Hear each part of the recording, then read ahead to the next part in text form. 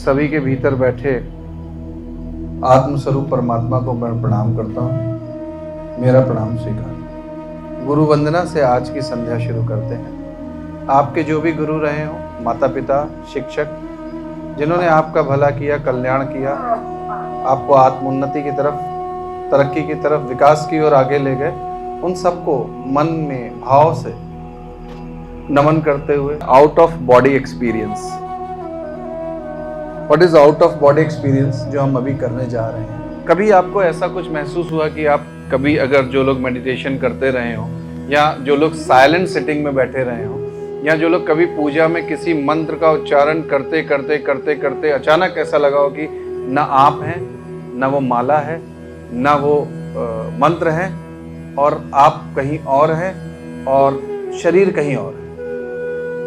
अगर ऐसा कभी हुआ या नहीं हुआ, या ध्यान करते करते करते करते इतना एक्सपेंशन हुआ कि मुझे मेरे शरीर से लगा मेरा शरीर बड़ा हो रहा है और विराट हो रहा है और विराट हो रहा है, और मैं फैलता चला जा रहा हूँ। जैसे गुब्बारा, जब उसमें फूंक मारे तो वो फैलता जाता है, फैलता जाता है, फैलता जाता है, बड़ा होता जाता है। ऐसे ही शरीर का स्वरूप हमें लगता है उस ध्यान की अवस्था में कि मैं ब्रह्मांडीय तत्व में फैलता चला जा रहा हूँ, फैलता चला जा रहा हूँ, इतना ज़्यादा फैलता चला जा रहा हूँ कि मैं वापस नहीं आ सकता। मैं ऊपर से बैठ के अपने ही शरीर को देख रहा हूँ, अरे ये तो मैं नीचे हूँ, तो देखने वाला कौन है। इस टाइप का एक्सपीरियंस अगर किसी को नहीं हुआ तो मैं बताना चाहूँगा, आउट ऑफ बॉडी एक्सपीरियंस वही एक्सपीरियंस है जिसको हम अगर एक लोअर लेवल की बात करें, यानी एक सामान्य स्तर की बात करें, तो वो ये है कि जब आप अपने आप को शीशे में जैसे देखते हैं,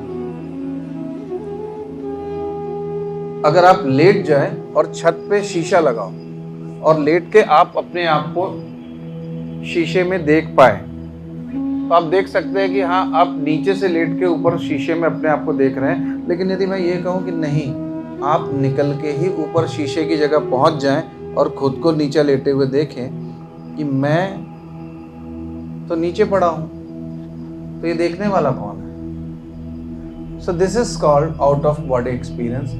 तो आप अपने शरीर से निकलते हैं, नहीं, आप नहीं निकलते। इसको ऐसा समझने की कोशिश करें, थोड़ा आसान हो जाएगा, क्योंकि ये चमत्कार नहीं है कोई। It's a very very simple psycho analytical science, मनोविज्ञान से ही संबंधित ये चीज है। जैसे स्वप्न में हम सोते हैं, कई बार हमें ऐसे स्वप्न आते हैं कि हमारी दिल की धड़कन इतनी तेज चल रही होती है कि हमें पता ही नहीं, हम पसीने पसीने हो जाते हैं। कई बार हमें ऐसे डरावने सपने आते हैं कि हम रात में चीख के उठ के बैठ जाते हैं। और कई बार हमें इतने दुखद सपने आते हैं, इतने विषाद से भरे हुए सपने आते हैं कि हम बुरी तरीके से देखते हैं कि हम रो रहे हैं।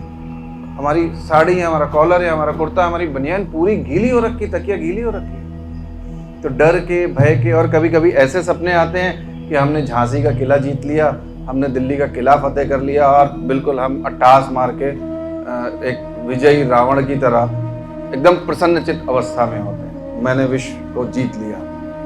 सो ये सपने सत्य नहीं है, परंतु जिस समय आप सपना देख रहे हैं उस समय ये सत्य जैसे ही प्रतीत होते हैं। तो उस समय आपकी चेतना ही है जो कार्य करती है, जो आपको पहाड़ पे ले जाती है, आपको ठंड लगने लगती है, जो आपको कभी समुद्र की यात्रा कराती है तो आपको समुद्र दिखता है पूरा। जिन्होंने समुद्र नहीं देखा वो भी समुद्र को एक्सप्लेन कर सकते हैं सपने में। कई ऐसे अननोन जगह होती हैं, सपने में आती हैं, जो आपने शायद जीवन में नहीं देखी, बट वो बार बार आती है। तो उसके लिए एक अनकॉन्शियस माइंड का एक्सपेरिमेंट है जो हमने अभी किया था यहाँ पर, वो अलग बात है।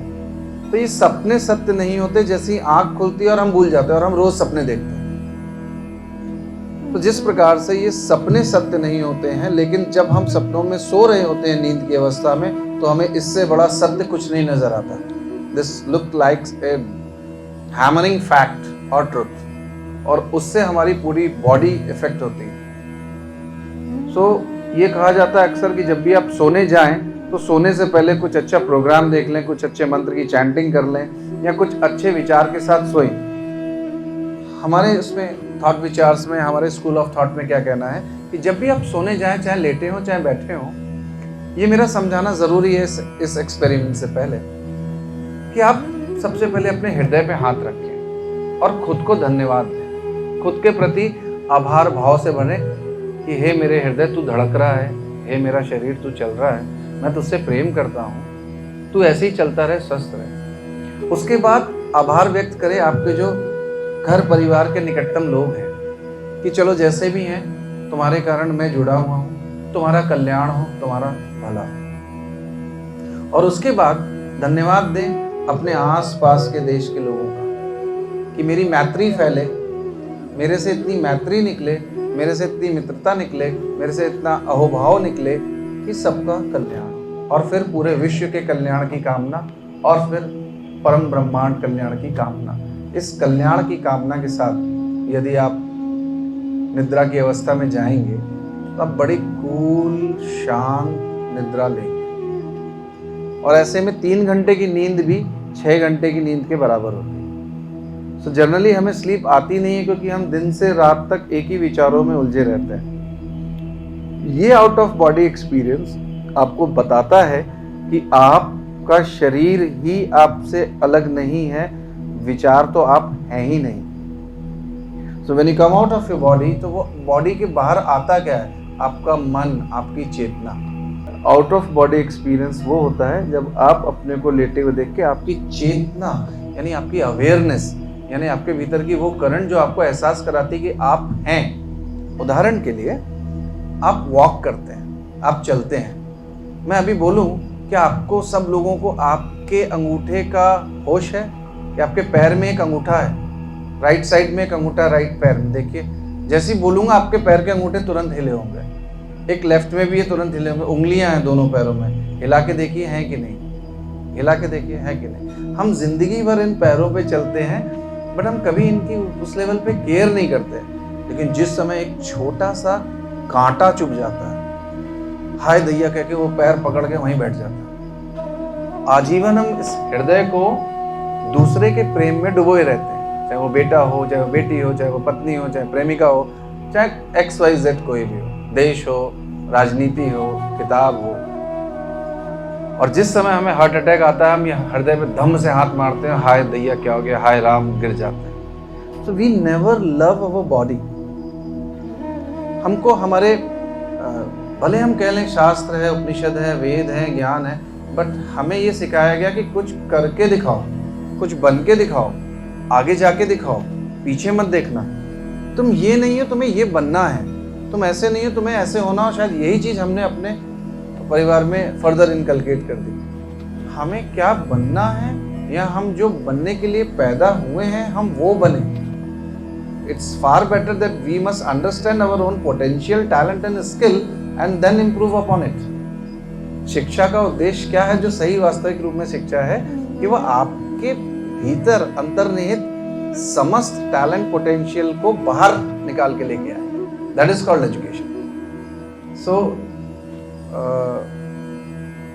इस प्रोसेस में अगर देखा जाए तो ये सब लिखी हुई बातें हैं, पूजा अर्चना तक आती हैं, जीवन में आधारभूत तरीके से उतर नहीं पाती। सो इन कलेक्शंस को लेकर के हमने प्रैक्टिकल ट्रेनिंग्स बनाई हैं।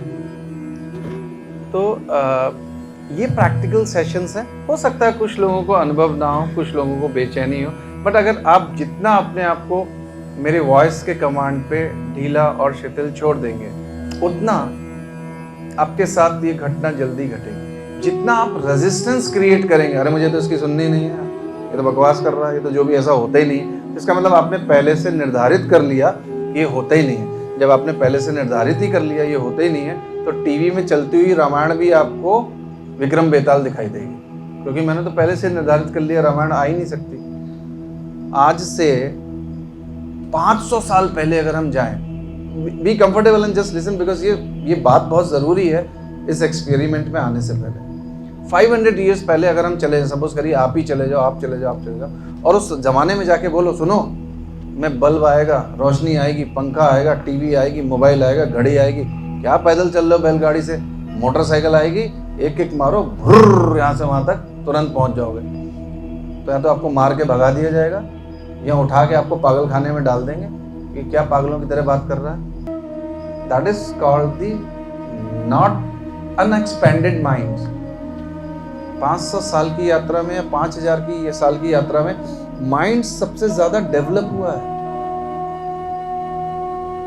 पानी से बिजली बनाई गई है, और पानी से बिजली बनाओगे तो वहां उस समय हत्या हो जाएगी। पानी, हमारे जल देवता से तुम बिजली निकाल के बनाओगे, घर में बत्ती जलाओगे, इसको मारो, हमारे जल देवता को कह रहा बिजली बना के घर में बांध दूंगा। सो ऑर्गेनिक डेवलपमेंट हुआ है, और माइंड के इस डेवलपमेंट के साथ मनुष्य ने बहुत सारी टेक्निकल टूल्स और टेक्नोलॉजी को डेवलप करके अपने घर में अपनी सहूलियतों के लिए, अपनी फैसिलिटीज के लिए ले करके आ गया है। जो गति 500 दिन में ट्रैवल करता था आदमी, आज 5 घंटे में ट्रैवल करता है। तो सच ए फास्ट टेक्नोलॉजिकल चेंज, जो सोचा भी नहीं जा सकता था वो हुआ। किन लोगों के कारण हुआ? कुछ जुझारू कंसंट्रेटेड माइंडफुलनेस पीपल के कारण, जिन्हें ये पता था कि मुझे यही करना है, और जिनके माता पिता ने ये बताया कि तेरा जो मन करे सच्ची मन के आत्मा के साथ तू वही कर। चाहे वो थॉमस अल्वा एडिसन हो, चाहे वो ग्राहम बेल हो, टेलीफोन का आविष्कार जिन्होंने किया। ये रोशनी जिसको हम खट से लाइट से जलाते हैं, इसको आने में कितनी उनको क्या क्या चीजें झेलनी पड़ी हैं, we can never expect. This is a very greatest development. और अब तो चाइना ने आर्टिफिशियल सूरज बना दिया जो कुछ सेकंड तक जला, बट वो जो कुछ सेकंड जल गया वो कुछ सालों भी जल जाएगा। ऐसे गैस के गोले बना दिए हैं केमिकल उसके, कि अभी यहाँ हवा में मारेंगे तो इसी पर्टिकुलर क्षेत्र में बारिश होने लगेगी, वो सारे बादलों को खींच लेगा। And this is practical technology. जो हम पहले समय में सुनते थे कि लक्ष्मण जी ने बाण निकाला, खींच के मारा तो मेघ आ गए और मेघ गिरने लगे।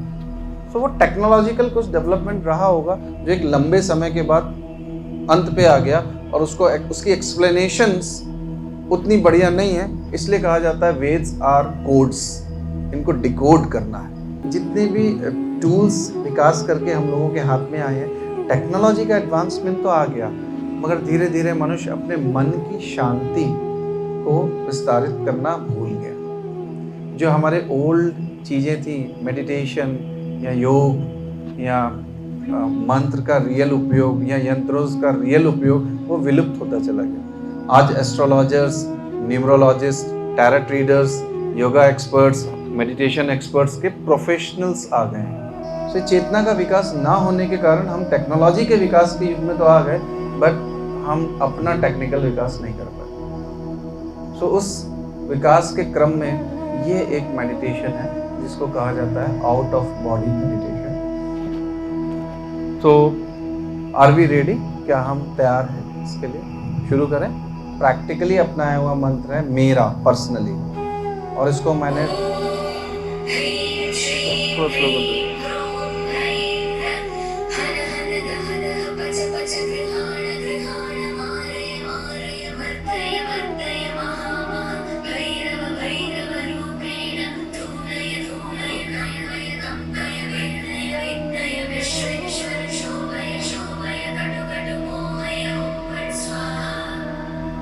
ये मंत्र इंडिया ने डेवलप नहीं किया, इंडिया ने बना दिया, इसको डेवलप कर रहा है China.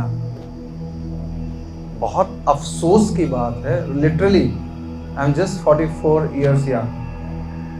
I don't say I am old, I will never be old. कि हमारे मंत्रास को उठा के जापान और चाइना उस पर वर्कआउट कर रहे हैं और अपनी रिसर्च लैब्स में साइंटिस्टों के साथ यूज कर रहे हैं और आर्टिफिशियल सन बना दे रहे हैं, और वर्ल्ड की उभरती हुई नंबर 1 कंट्री बन रहा है China.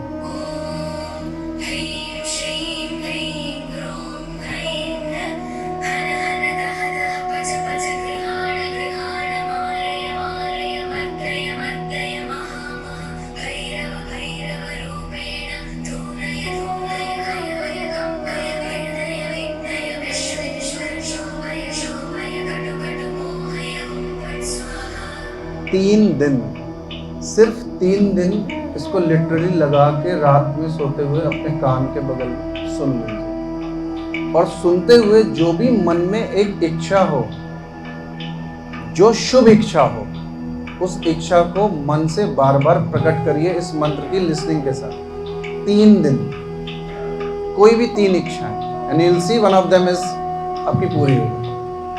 This is such a powerful मंत्र।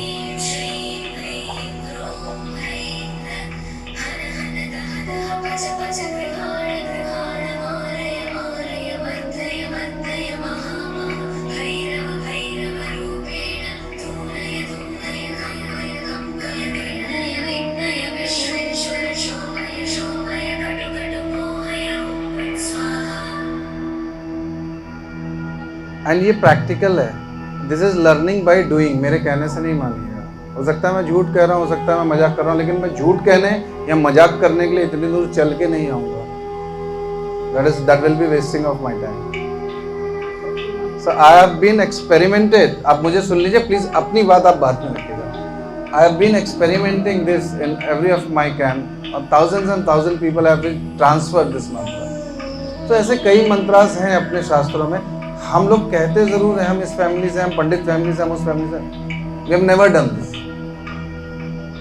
और मुझे लगता है this is one of the best profession कि हम अपनी संस्कृति की बेस्ट चीज को निकाल के बेस्ट दे। माइट भी हिंदुस्तान एक गलत प्लेस हो सकता है मेरे लिए, Canada, Australia, US right place हो, जो 6 महीने बाद मुझे जाना ही जाना, तो यहाँ उतनी वैल्यू नहीं है। यहाँ वैल्यू तब होती है जब डंका आदमी बाहर से पीट के आता है, चाहे वो महर्षि महेश हो, चाहे वो आचार्य रजनीश हो, चाहे वो विक्रम चौधरी हो, चाहे वो अयंगार हो।